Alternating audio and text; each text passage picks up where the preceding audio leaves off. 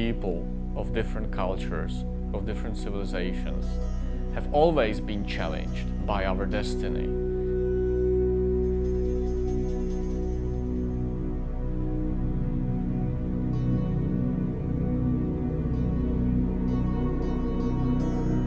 Every civilization in the past of mankind rose and fell, succeeded and failed.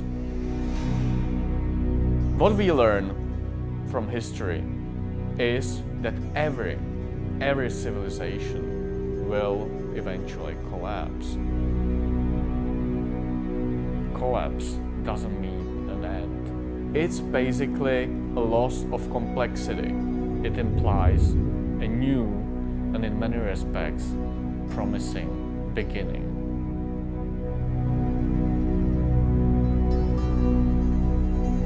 We know that ancient Egyptian civilization is the oldest, the first complex society in the history of mankind. How such a complex civilization could come into being is the question that hasn't been solved so far.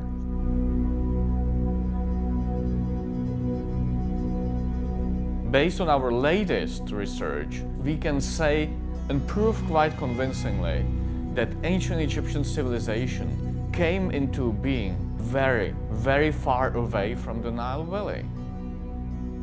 Namely in the area of Gilf Kebir, which lies about 400 to 500 kilometers west of the river Nile.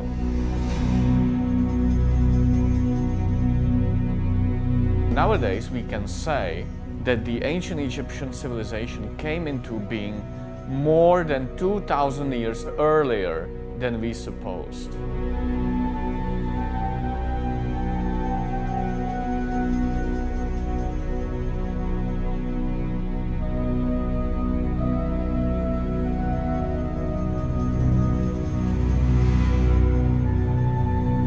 Gilf Kebir means big or large barrier, which reflects the fact that Gilf Kebir is a huge mountain range reaching a height of about 1000 meters above sea level, located at the southwestern border of Egypt with Libya and Sudan. Today, Gilf Kebir area is one of the driest places on the planet, yet 8,000 years ago it was densely populated, and we have to ask ourselves, what happened?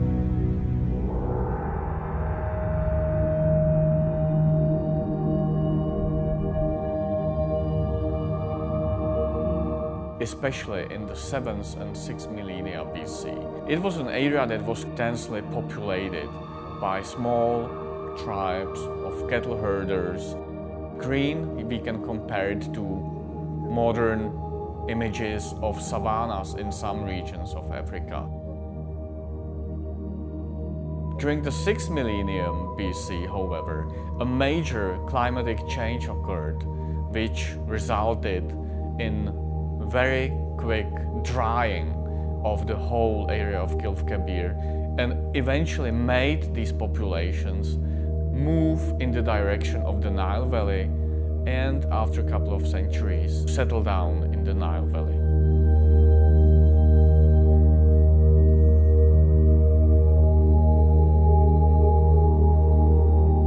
It's very difficult for us to imagine that these cattle herders were able to create mental concepts, philosophy, and religious images that later on became some of the pillars of ancient Egyptian culture, civilization, religion, and identity.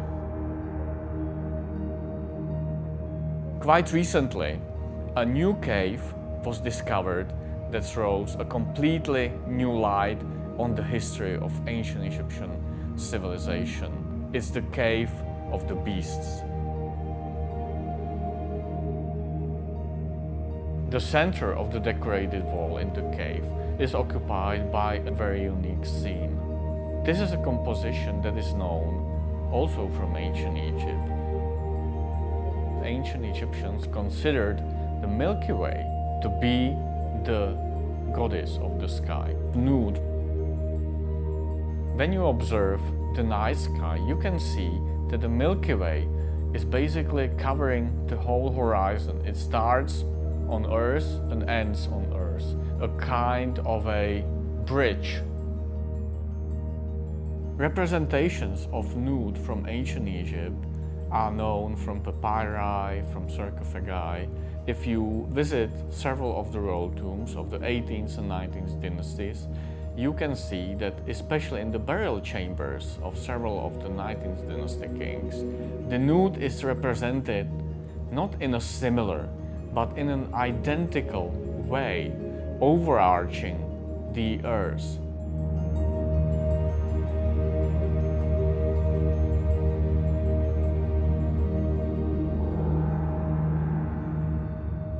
Probably one of the most important and unique scenes represents a chieftain holding a mace in his raised hand and smiting an enemy who is portrayed upside down. Individual segments of these scenes are so characteristic of much later ancient Egyptian fashion of rendering king killing the enemies of Egypt that we can say that this is the oldest representation of this scene. This scene is 2000 years older than the first similar scene known from ancient Egyptian civilization from the Nile Valley. Another piece of unique evidence is provided by the cave of the swimmers, discovered almost a century ago by a famous desert explorer and spy for the German army, Laszlo Almási. Hidden in a very distant part of this cave is a small red-painted figure of a running chieftain that can be directly related to much later ritual run of the king. And a closer look shows that this composition is not missing any single element that is so characteristic for much later composition of the running king. It features a white painted crown associated with Upper Egypt. It features insignia of the royal run, and even the attitude of the running chieftain is identical to much later compositions that we have attested, for instance from the famous pyramid complex of Djoser, which is the first ever built pyramid complex out of stone and dating to the 3rd dynasty. These caves, by means of the represented decoration, functioned as a kind of a meeting point, as a transitional zone between the profane world and the world shared exclusively by the gods. For the local populations living there, it was a very difficult decision to move out of their known used territory and to proceed towards the Nile Valley. They had to cover more than 400 kilometers, more than 300 miles.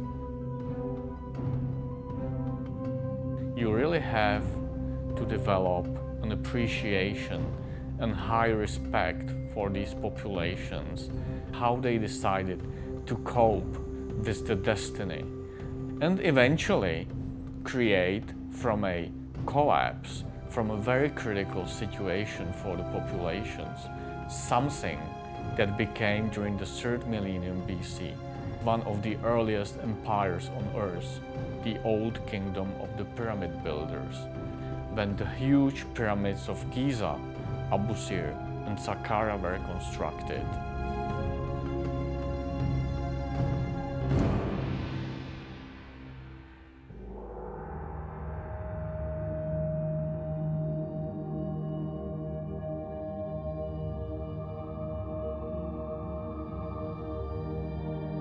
You can ask yourself, what can we learn from this fascinating story?